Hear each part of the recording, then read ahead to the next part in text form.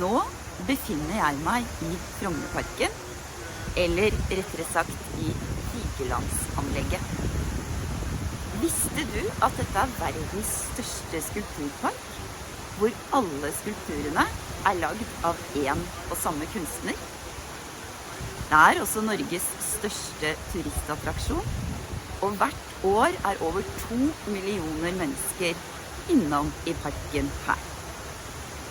Da er det litt rart å tenke på at dette stedet her skulle egentlig ikke ha eksistert. Planen var at Vigelands skulpturer skulle stå på ulike steder rundt i byen.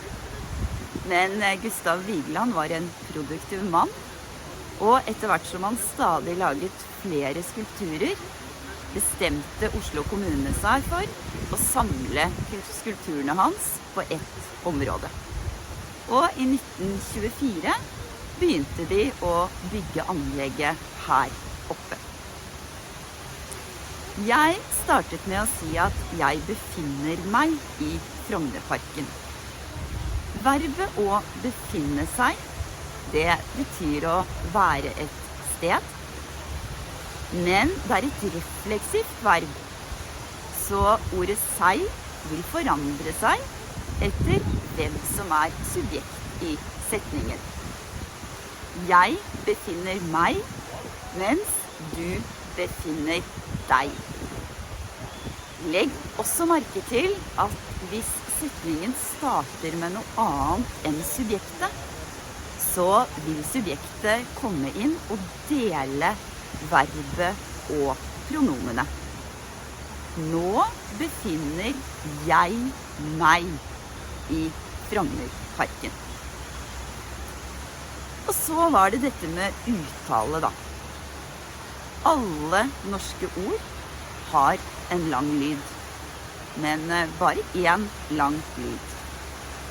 Og der den lange lyden er, der er også trykket i ordet.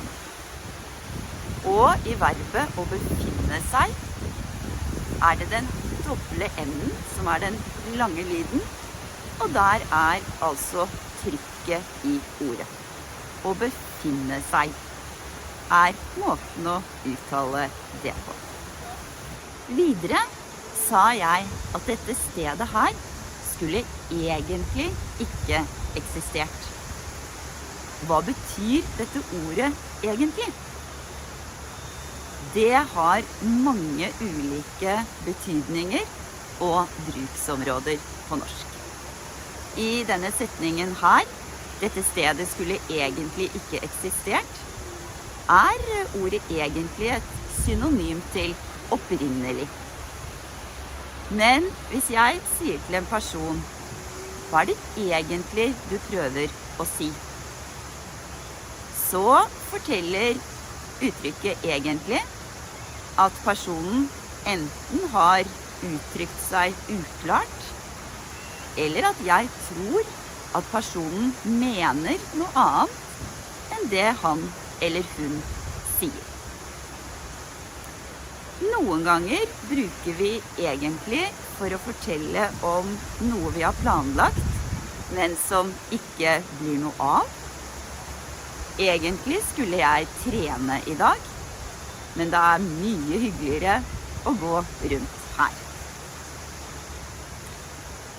Så kan ordet egentlig uttrykke tvil, altså hvis vi ikke er helt sikre på noe. Er det egentlig mulig å forklare hva ordet egentlig betyr på en god måte? Kanskje har du lært et nytt ord eller uttrykk, men du er litt usikker på hvordan du kan bruke dette ordet.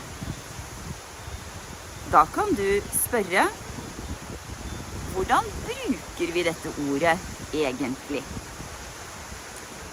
Legg merke til at ordet egentlig kan stå på alle adverbialplasser, både først, midt i og til slutt i en setning.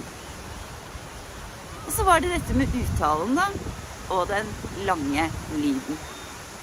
I dette ordet her er den lange lyden helt først, For vi sier egentlig, med en lang E-lyd. Da skal jeg gå litt videre rundt her i Vigelandsparken. Og hvis du en gang er i nærheten, så vil jeg absolutt anbefale deg å ta turen innom. Parken er åpen hele året, og den er en ganske unik opplevelse.